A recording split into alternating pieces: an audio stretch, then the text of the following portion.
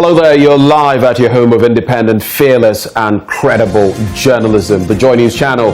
This is News Desk. My name is Benjamin Akakbu. Now ahead in the bulletin, help yet to reach victims of Keta tidal waves, 72 hours after devastating effect on thousands of coastline dwellers. We have updates and officials of the National Disaster Management Organization ahead to the affected communities. We also have contractors working on sections of the Medina Road who have once again abandoned work 1 week after returning to site following protests by residents. We'll get some answers from the municipal authorities as the condition of the road has moved from bad to worse. And the Education Ministry is trying to roll out plans to build boarding facilities alongside a number of E-blocks, senior high schools, started under the erstwhile NDC administration. We have details. We also bring you business and sports as part of this bulletin. It's great to have you here. Do stay for details.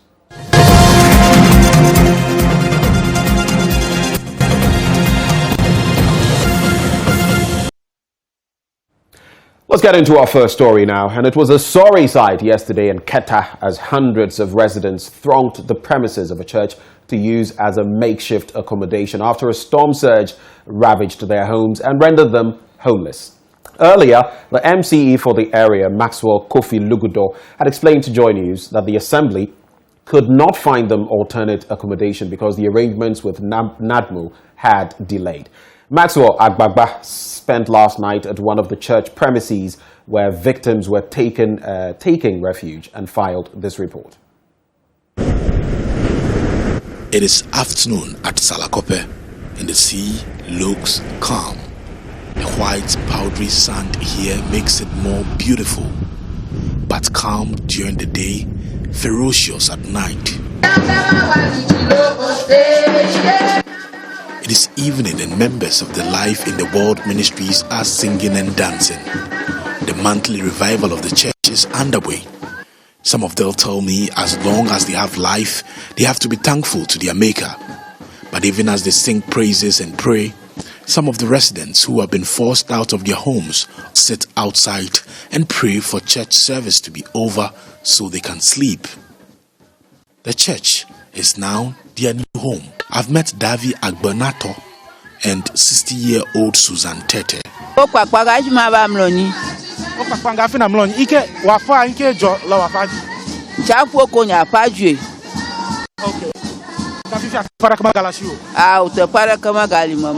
Okay. So what she's saying is that she would have to wait for the church service to end before she can sleep. I asked her house has been submerged, and so she doesn't have any place where she would lay her head today, and she has to wait for the church service to end before. Okay.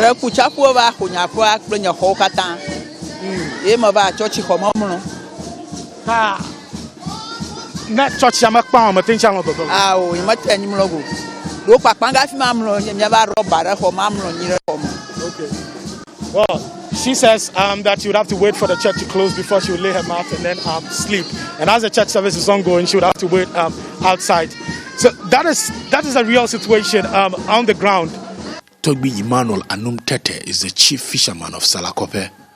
Part of his building has been submerged and he has been compelled to sleep in the other half. He says residents are yet to receive relief items. We don't have even food to eat. You see, nothing to wear. This is what I wear in the morning since yesterday. My things are in the water. I can't change anything. You see, same thing applies to everybody in the community here. Wisdom Ejia is head pastor of Life in the Lord Church at Salakope. They have some have mosquito nets and some don't, so they have to patch with the others. And after that, after the church, they will bring it. They have hide them. So some are in the church. So after the church, they will bring them out. And it is a difficult task for this Salakope. And now, if you can see, the water have taken away. The sea is far. So with a few days, he came and destroyed all their properties, their houses, and all those things. And now they don't have any place to sleep. And now if it rains, the other part they have to go to, the rain have taken over that place too. So now we are telling the government to come to our aid, because we need them now. If we are in trouble and they come to us, we know that they are our helpers. Now if they can't do anything about it, it means that they don't even take care of us, because they are paying their taxes. If they go to the market, if they buy their things from anywhere, they are paying taxes. So with the taxes, we think they can do much more than what we are saying now. Mutinu community and the community school here itself is also getting its fair share of the devastation being caused by the high tides here in this part of the country. Now, I just want to give you a sense of what the distance between the ocean, the deep blue sea right now, and the school building. Now, this is the school building. It's just about 20 meters away from the ocean. You can just reach the school. Previously, I'm told that previously there were a lot of structures here that separated this school from the ocean. But now, the students, when they are studying, the pupils, when they are studying, when they are in there, they can have a good view of the ocean. What's your name? Right. How far was the sea, was your school from the sea previously? The sea, first time the sea, between the distance between the sea is very far. By this time, the sea is closer to us. Sometimes the sea can even come here, and it can flow through this area.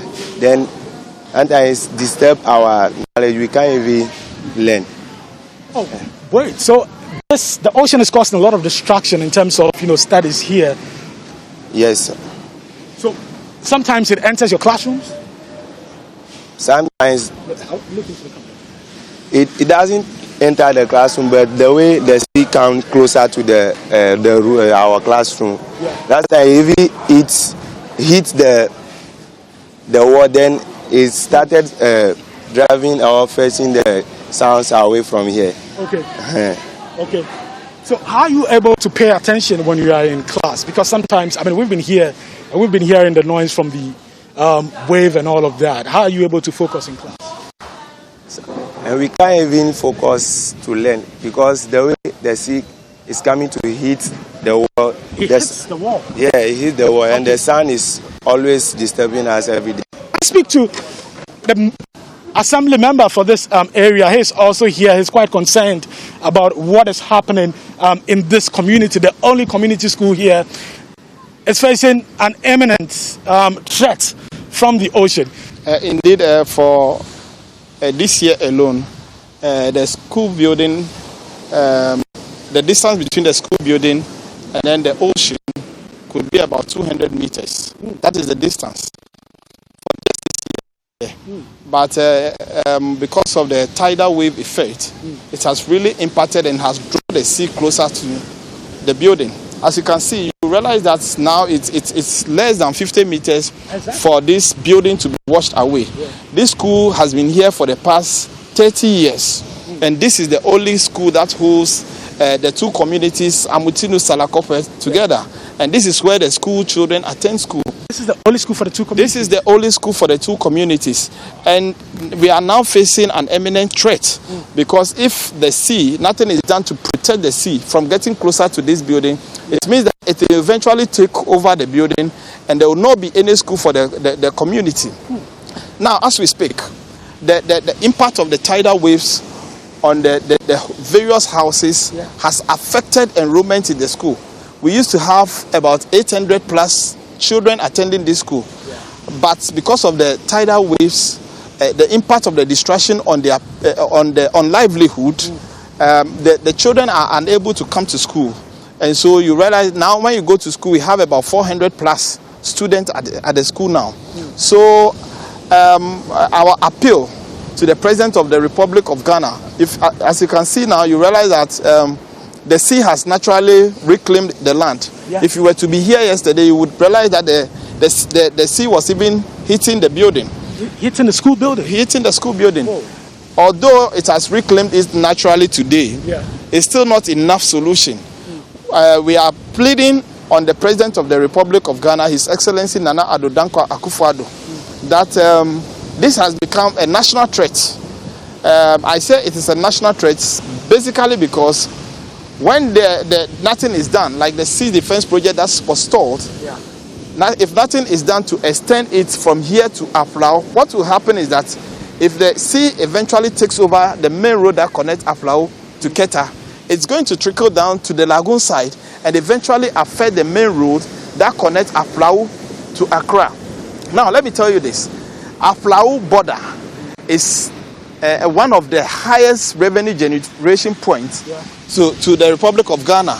And so if any activity that has to halt economic activity at the border, it means therefore that the nation is going to also lose. Well, this very morning, a team from NADMO is heading to the affected communities to provide some form of relief to victims. Joining us live with more is the acting Volta Regional NADMO Director, Mr. Ebenezer Azuma. Mr. Azuma, good morning to you. Thank you for joining the conversation. Good morning, my brother. It's a pleasure having you. Have you been able to secure some relief items for victims so far? Yeah, as I speak with you, we are on the way going to the zone with some relief items. What relief items, to be specific?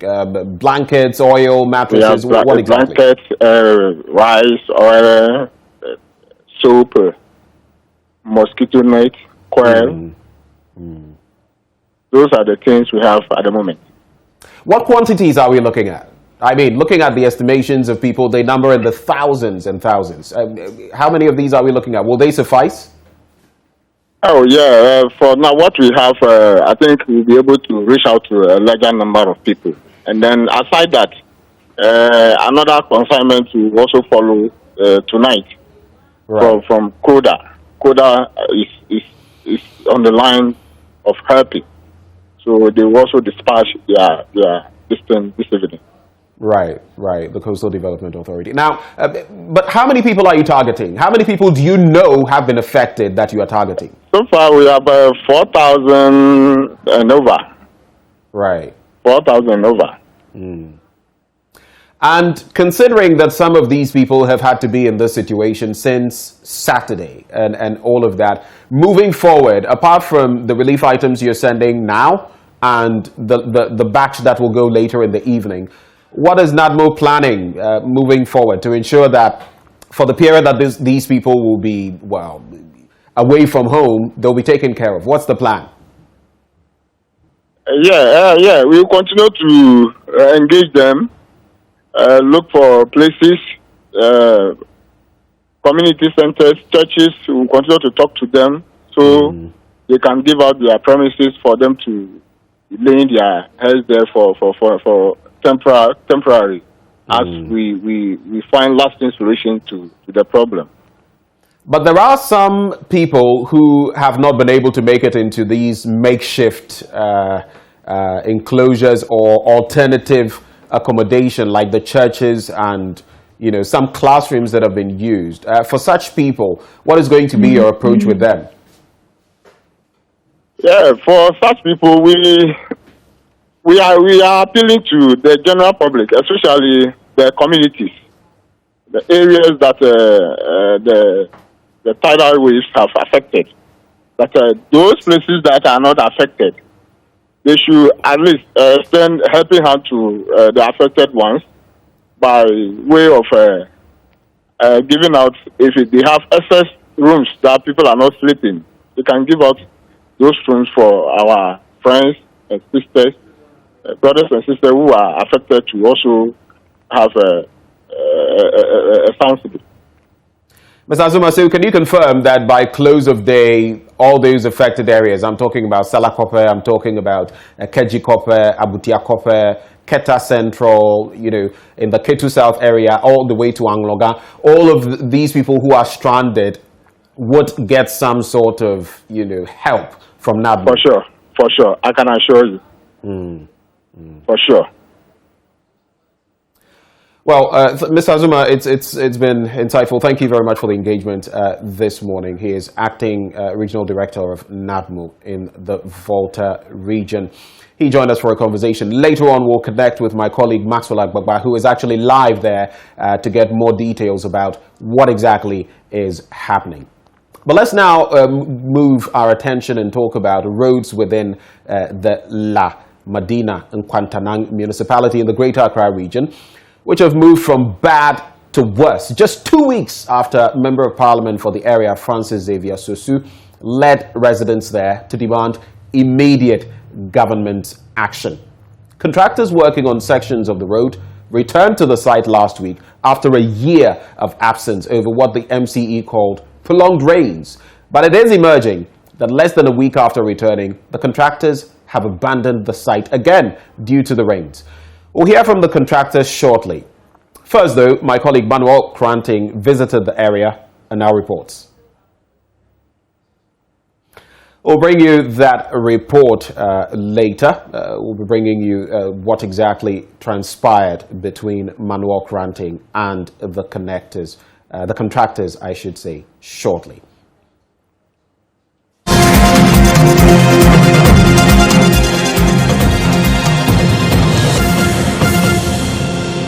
About the Madina roads and contractors leaving. But right now, let's go quickly back to the situation in the Keta municipality and beyond. Maxwell Agbagba, my colleague, joins me live from there. Maxwell, so you've been following this incident up to this time, and we've been told that NADMO officials this very morning are en route. But let's find out, what is the current state? Where exactly are you now, and what is the current state of inhabitants? Hello, Maxwell, can you hear me?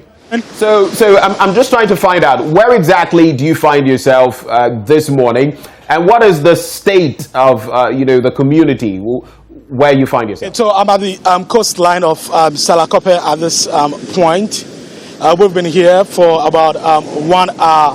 What we are experiencing today is low tide compared to what the residents witnessed some days ago. In fact, that was the state of the ocean yesterday also. It was low tide. If you speak to them, they tell you that this is low tide compared to what they experienced hours ago.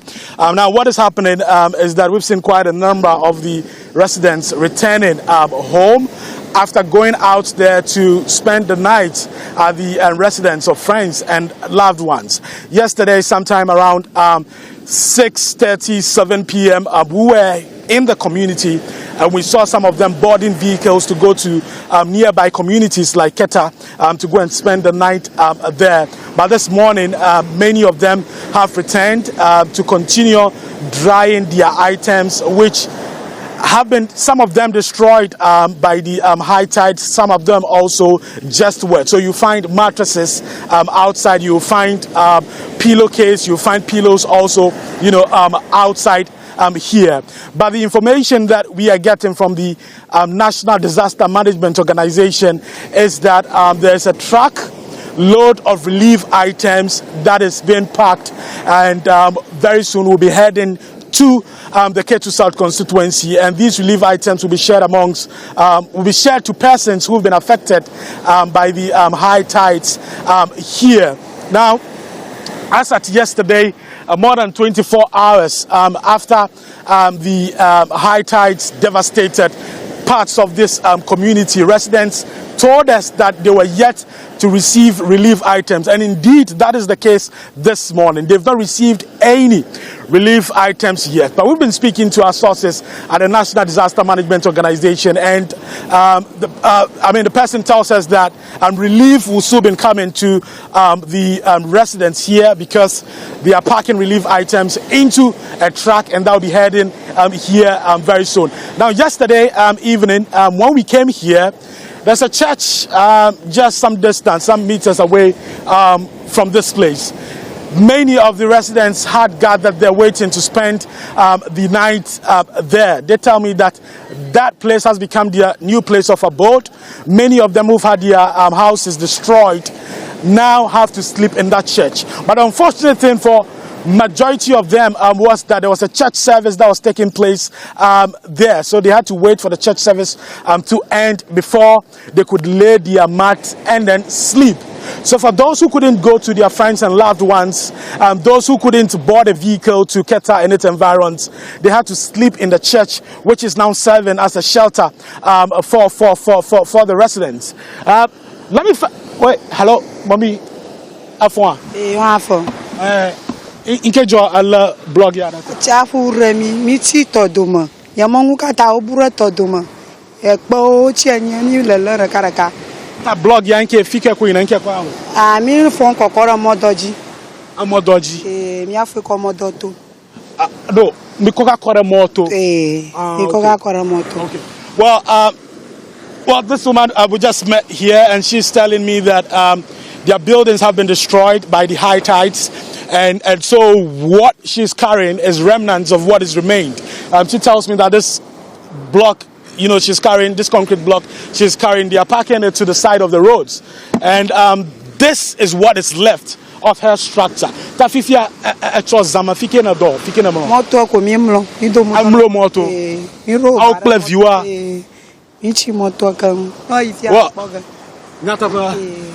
Well, she's telling me that she spent the night by the side of the road, and she's carrying a baby, beautiful baby. And she said they had to spend the night by the side of the road. And this morning she's here carrying this concrete block, remnants of a structure that has been destroyed by the high tides here at Salakope. Inka jimela ba owanami. Chapo bonami. No para kama galamyeshu. Okumi ba chi jajama. Hona motora kama etami dakona jiju roba okpere miang. Okay. Well, she says that they are pleading, they want urgent intervention from government to help them with a sea defense of a sort to stop the gradual erosion of their community. Well, another woman also joins me here, Viwema. Never. Va. Okay, well, her baby's crying.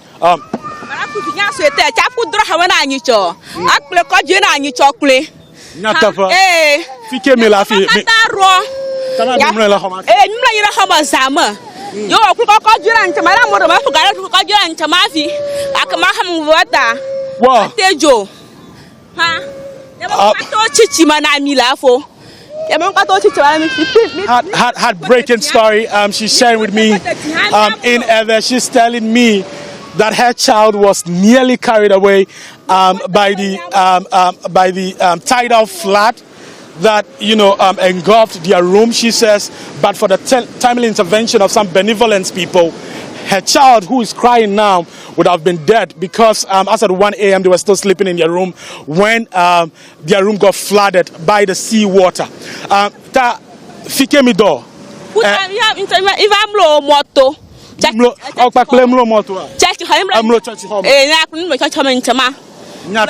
Premier view. Yaba ngokata mi fero ra paji ke ngamu ba popom nchama manyo mi ra kukubare na do cha mi tatinya na mi akpota fa mi amlo tati fi nya o safaro ha e ma cha fa do ngayi nya fi ko jitutu no ga mi ala adami ara ru anwu ha mi tira akpota mi yira do mi yira anwu tati ha ru ga premier view akwa mi ra kukushi akuna mi bare mi para mi anchi cha fo no duna mi nya mi akpota fa. Okay. Well, all that she's saying, begging for urgent government intervention to stop the erosion of their community. Half of it is submerged now. The half of it that is left, they are begging for urgent intervention. They say that sea defense is what would solve the problem. So basically, Benjamin Akakpo, this is what the coastline of Salakope looks like. This is it. You can see the destruction. It stretches all the way. I mean, it's indescribable. Now, you can see there's a boy who is actually there. Maybe a camera technician would zoom in. He's taking a shower in that structure that is there, that dilapidated structure. That structure, part of it, washed away into the ocean. That house washed into the ocean. And now, he has no place to even take a shower. That little boy there now bathing in that broken, dilapidated structure. So that is it. That mirrors the current state of affairs here at Salakope, Amuchinu, and its environs here in the Ketu South Municipality. To hand over, I'd just like to find out from you. I'm sure the expectations of the people are high when it comes to NADMO coming their way. I don't know what exactly they will be looking forward to. I was just speaking to the acting regional director of NADMO. But I'd also like to find out from you, since you're still in Salakope. Yesterday, some bodies were being exhumed, or should I say skeletal remains. What has happened as far as that situation is concerned? I want to know what has transpired, the health risks, of course, in there. Have they completed the exercise? Well, the gentleman, the man who I met there, who was digging the grave, continued with it late in the afternoon.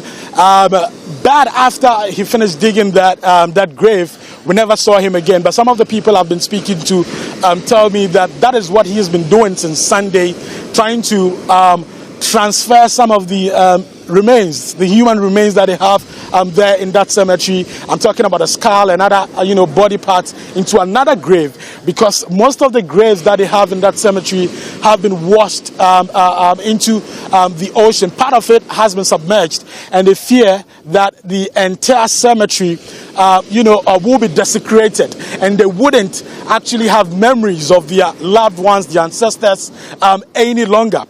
So what he tells me is that it's actually a desperate attempt to salvage what is left.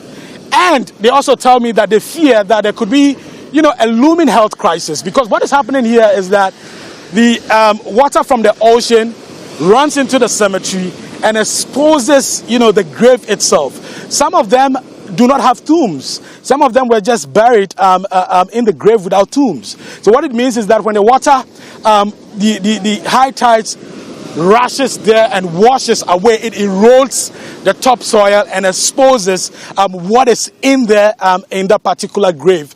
And so many of the residents I've been speaking to are quite concerned about the situation, and they fear that this could also lead to some health crisis of a sort here in this community, Benjamin. Thank you very much, Maxwell. We'll connect with you later when NADMO officials arrive to find out what the latest is. But from the Keta area, we'll move on and come back into Accra.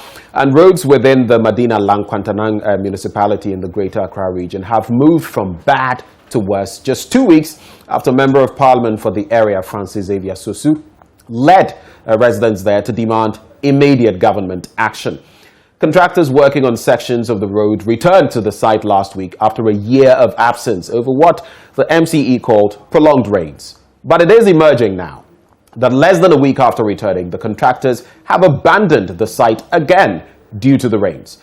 We'll hear from the contractors shortly. First, though, here's my colleague Manuel Kranting, who visited the area and now reports.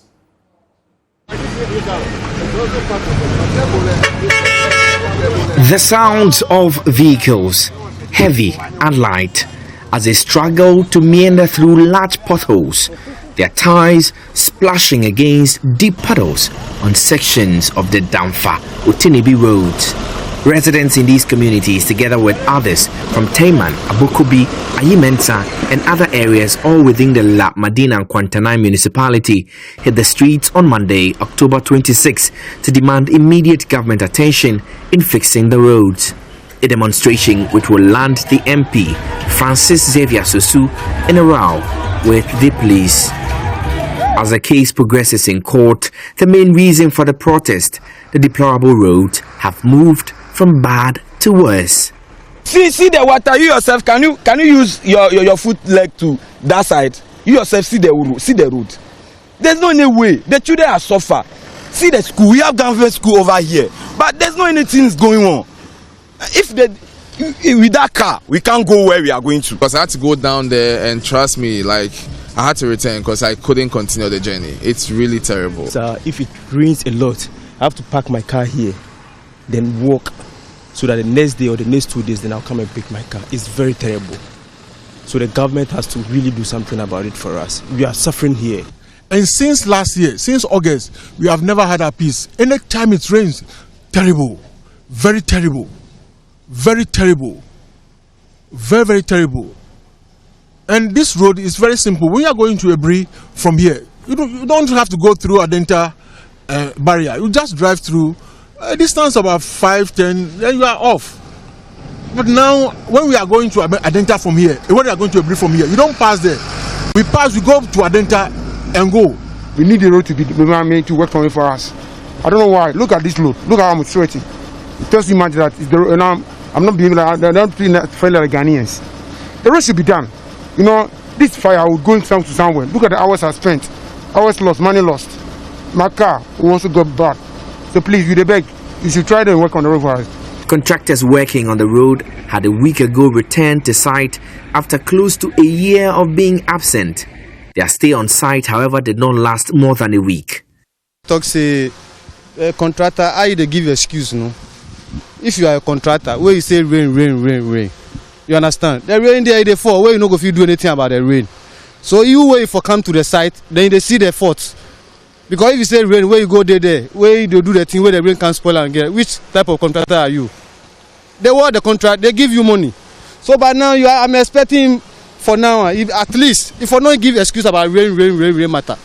You know, as a contractor, when rain is falling, you have to be at the site. So when you are at the site, you can see where this thing is coming from. So those were some residents sharing their thoughts. But now CEO of the Keb Mining and Construction Company Limited, the contractors in charge of the road, that is Ebenezer Kwame Bwedi, joins us. Thank you for joining the conversation. Now, you returned to site last week and left in less than a week. How is that? What exactly happened? Yeah, thank you. Please, the contractor, the contract belongs to me. They awarded to me, and I was discussed with this issue with the MP there, that lawyer Sosu. Yeah, he called me about the road, and I have a discussion with him. And I called him, I think it's last 2 weeks, that I'll be coming to the site on Tuesday. On Tuesday being when? Today or last Tuesday? Last week, Tuesday. Right. Yeah. And he said they are planning to make a demonstration against me. I said, no, please talk to them because I'm ready to come. And he said, okay, he's going to talk to them. Even that time when I was talking with him, I was in Kumasi. Then I came from Kumasi Monday, a day before Tuesday. And I passed through a bridge. The moment I arrived there, I saw many police around. I said, why? They said there's a demolition scheme against you. And I was trying to call him, he didn't take it. Because I don't know why I spoke to him, then he still insists they're going to do that demonstration. But let's move from there. I mean, if the people feel that for a long time the road is not being fixed, what you must be doing, you've not done. I was on the road before. Right. You see, I have all my videos, my everything. Even right now. Were you on the road? Were you on the road yesterday? Were you there? Yes. You were there. I'm there. Our cameras were there yesterday, and you were nowhere to be found. No. You see, we reached some points. There's water disturbing us there. So even right now, as I'm speaking, I took some machines from here. We are going there now to sort that place before we can continue. So you were not there yesterday? So I was there. Which portion of the stretch were you on? This town, Damfa, or something like Damfa. Yeah. And so if we interact with residents there, they would confirm that you were actually there? Even you can come today and have a look what we are doing now. Okay. So what exactly did you do there yesterday? What work did you do? No, yesterday we didn't do nothing because of we want to stop that break first before we can continue. Yeah. So tell me, what has been the real reason for this delay in executing the contract? What is it? Why it delay is because we started last year December. We started last year December, and when we was on the road working, you see, even we reached a point that we are going to steal, and there's a heavy rainfall, and then the water come overflow our work we done. And then I called the engineer to come and have a look at it. They came, they said we should stop there and go and start it from the immense bank. Because that place, the base then is a 0.6, so they told me that I should go and they are going to change it. Then we are going to do it 0.9 because the percentage is too small for that race. And accepted. So Mr. Bwedi, you're telling me that it rained for, what, 1 day, and the impact was so much that it could erode all the work you had done, and you had to stop working on that stretch, and you couldn't go back? I want you to understand me. Right. That particular day, that rainfall, that rain overcame my work. And then I called the engineer. He said I should stop that particular place. I should stop it and go and start it from the Ayimensa. And the Ayimensa, we're supposed to do the pothole pattern test before we can see. And we started the pothole pattern. Then I bought the materials. I bought 20 cubic chippings. I bought the fellow materials. I bought 17 chips. And that very day too, there's a rain. Right. And the rain continued about a week. Then I thought that we should stop. So when the dry season, we will come and start it. Then we left there. Even the side camp, I bought wood, 12,000. And we left there. Pardon my interjection, but is it right to say then that since you're saying all of this and the rains will come at some point, it means the work will never be completed because there will be rain at some point? Let me explain this before you understand me. You see, I went there, I came back in 4 months' time. That very day I came back, all the materials I have in the site, they store it all, even including the site camp. But they just, you couldn't even 1 nail there. I see. You couldn't see 1 nail there. They stored it all. And I didn't understand why. Even the community is supposed to... Did you report this to the police? Just quickly, did you report this to the police? No, I reported to the federals. I reported to them. Right. Okay, so let's talk about your contract deadline. It was, the deadline was slated for June. Were there any arrangements on the back of the delay? No, because of all this inconvenience, so I write a letter to them to extend it for me. So now I'm in the site working. So it's been extended to when? No, unless I didn't receive any reply, so let me receive it from them. Because I can't tell that. Maybe tomorrow or the next day. Okay.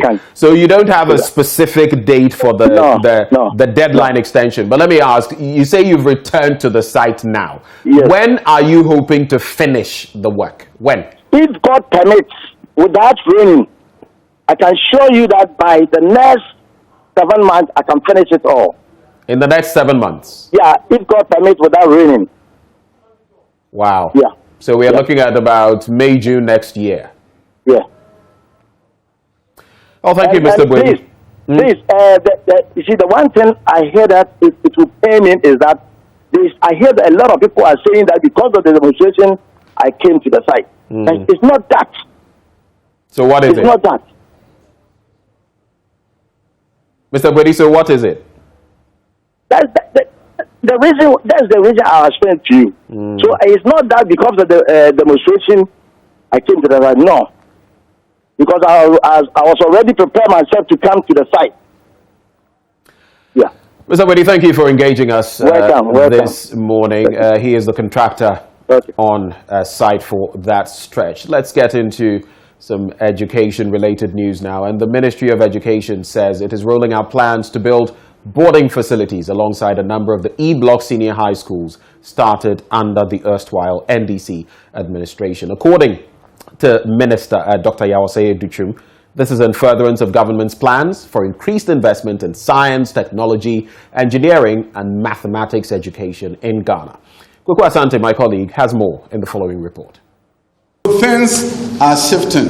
Things are changing. And what do we need to do? What we need to do is to change our education system to meet that need. And to meet that need means that we need to focus on STEM education. Dr. Yawase Duchum has explained the new focus of his ministry is to make science, technology, engineering and maths education in the country attractive as a sure way of growing the country's economy.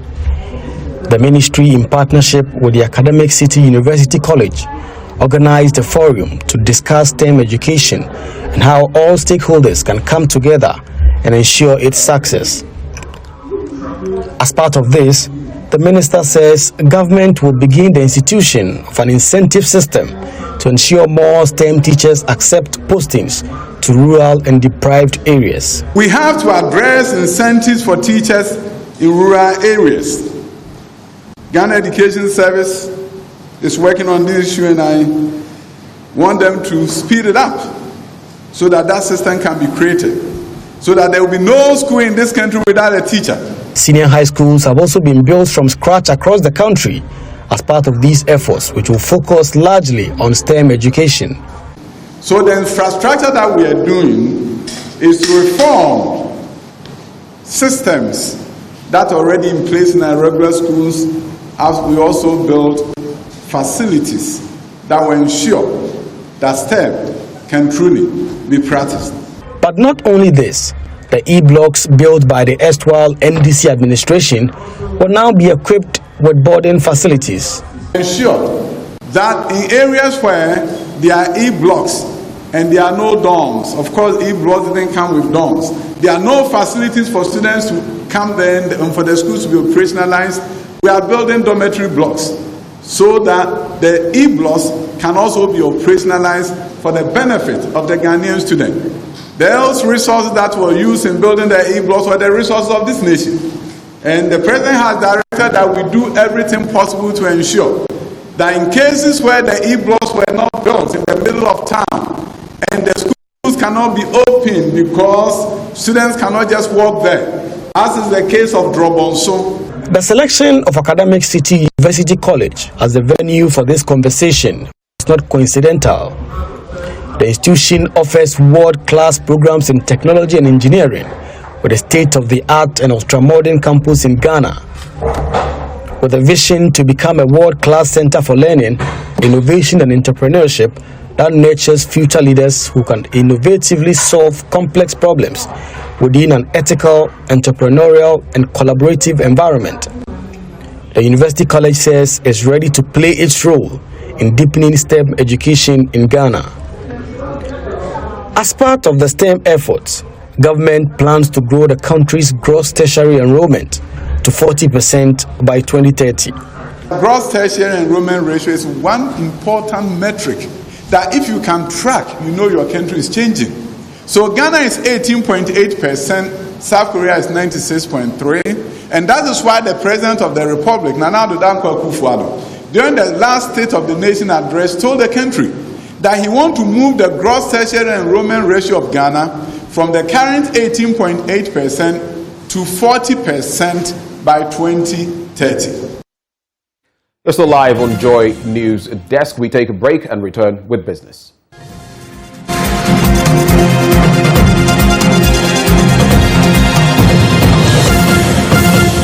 Hello and welcome to business. My name is Darryl Kwao. Ghana has signed an agreement with the African Development Bank as host for the annual meetings next year. The country from May 2022 will host governors and finance ministers from all the member countries of the bank to deliberate on key issues affecting the region. George Affe has more. The 56th annual meetings of the African Development Bank is expected to take place in Accra from 24th to 28th of May 2022. Is expected to help the bank to take stock of a lot of things that have happened during the year under review. It will also look at how member countries can be assisted, especially for those that have been hit badly by COVID-19. Speaking to Joy Business after signing the agreement in Accra, General Secretary of the African Development Bank, Vincent Melhe, noted that it is prepared to also extend support to any member country, including Ghana, if the request is made. Usually member countries determine what they need and approach the bank. And each proposal or request is considered on its merits. And then the board of directors will determine whether such projects, such proposals meet the requirement for approval. So any country is welcome to ask some kind of support to deal with maybe the shocks that may have been, experienced as a result of the COVID pandemic. Mind you, all this has to be within the plans of the country. On his part, Finance Minister Ken Ofori-Atta noted that the meeting couldn't have come at a better time that Ghana is recovering from the shocks of COVID-19. I think we have to wait. I mean, certainly the issue of youth and jobs is at the centrality of this, and really how to create an entrepreneurial state. You know, I think it's our challenge in the years ahead. So it's an exciting and difficult time, but I think we need to take the bull by the horn and tackle it and create a mechanism in which the youth, the various enablers, as in IT and credit and training, will be brought to the fore, and so we can kill this canker. Yeah. This will be the second time in 2 years that Ghana will be hosting the annual meetings of the African Development Bank. Now, government could turn to the Bank of Ghana for financing if it fails to enter the international capital market next year to issue a Eurobond. That's the assertion by international research institution Red Intelligence. Charles Nixon-Yeboah has the latest. This is coming despite the governor of the Bank of Ghana ruling out providing more loans to the government to help narrow the budget shortfall, saying it will put exchange rate stability at risk. During the peak of the COVID-19 pandemic, the Bank of Ghana lent 10 billion cedis to government to mitigate the impact of the coronavirus pandemic on the economy. But Red Intelligence says the lack of Eurobond finances raises the questions of which other funding sources are available for the government to finance the budget deficit and upcoming debt maturities. The government has frequently turned to the Bank of Ghana for funding when sufficient funds have not been available from other creditors, most notably in August to December last year. The central bank has stated in September that it had an understanding with the Ministry of Finance that a third of $1 billion special drawing right from the International Monetary Fund is on loan to the government.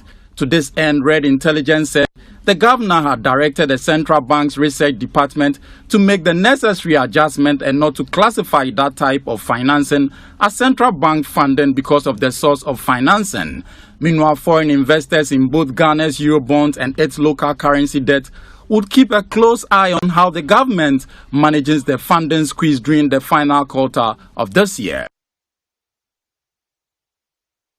And the small business news on our website, myjoyonline.com/business. Top stories over there: cost of mortgage in Africa. Ghana jointly ranked with 12th with Madagascar. So investor sentiment on Ghana Stock Exchange remains high. 5 firms record impressive gains in October 2021. You can read more about that on myjoyonline.com/business. Stay tuned. Sports is coming up next.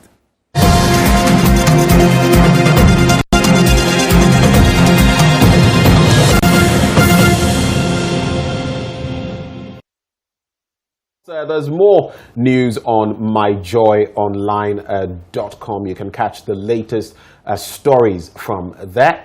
But this is where we draw the curtains on Joy News Desk. My name is Benjamin Akaku. Thank you for staying.